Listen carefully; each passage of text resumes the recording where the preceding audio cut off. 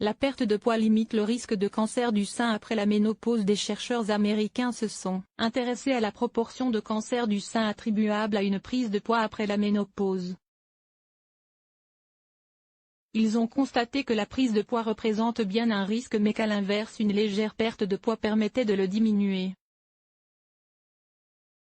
Avec le tabagisme, la consommation d'alcool et la sédentarité, le surpoids est reconnu comme un facteur de risque de développer certains types de cancers. Mieux le prévenir constitue donc un enjeu de santé important, pour lutter contre les cancers, mais aussi contre d'autres maladies chroniques comme les maladies cardiovasculaires et le diabète. Dans une récente étude, des chercheurs du City of Hope National Medical Center affirment que ce facteur de risque est très important lors de la ménopause. Ces derniers soulignent en effet que les femmes ménopausées ayant perdu du poids couraient un risque moins élevé de développer un cancer du sein invasif par rapport à celles qui ont pris quelques kilos. S'il est établi que le surpoids et l'obésité sont associés à un risque de développer une dizaine de cancers dont le cancer du sein après la ménopause, les chercheurs estimaient que les études visant à déterminer précisément si la perte de poids pouvait réduire ce risque chez les femmes ménopausées ont donné des résultats mitigés. Pour examiner la question, ils ont analysé les données de 61 335 femmes ayant participé à une étude d'observation, la World Health Initiative Observational Study, qui ne présentait pas de cancer du sein et dont les examens via une mammographie étaient normaux. Leur poids, taille et indice de masse corporelle, INC, ont été évalués au début de l'étude et à nouveau 3 ans plus tard. Un risque même si le gain de poids est léger au cours d'un suivi moyen de 11,4 ans, 3061 nouveaux cas de cancer du sein invasif ont été diagnostiqués.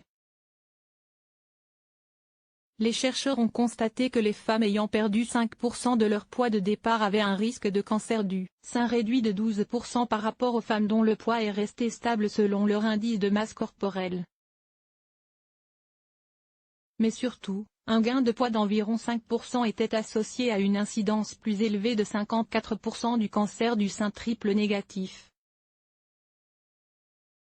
Il s'agit d'un type distinct de cancer du sein représentant 15 à 20% des cas, qui se caractérise par un plus mauvais pronostic que les autres formes car généralement plus agressif avec également un risque de récidive plus important. Notre étude indique qu'une réduction de poids modérée à relativement court terme était associée à une réduction statistiquement significative du risque de cancer du sein chez les femmes ménopausées, explique le principal auteur de l'étude le Dr Rowan Klbowski. Des résultats qui font écho à ceux d'une étude publiée par l'INSERM en 2016 qui suggère que plus de la moitié des cas de cancer du sein le plus fréquemment diagnostiqués chez les femmes dans le monde apparaissant après la ménopause seraient attribuables à des facteurs comportementaux, indice de masse corporelle, consommation d'alcool, alimentation ou encore utilisation d'un traitement hormonal de la ménopause. L'Institut national du cancer prévient également que, après un cancer, le surpoids augmente le risque de développer une récidive ou un autre cancer.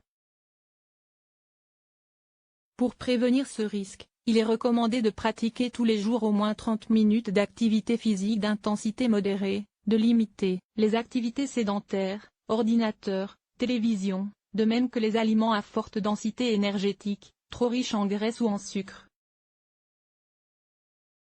En termes de quantité consommée que de fréquence de consommation, souligne l'INCa, qui invite à privilégier les aliments à faible densité énergétique comme les fruits et les légumes et à surveiller son poids régulièrement, au moins une fois par mois.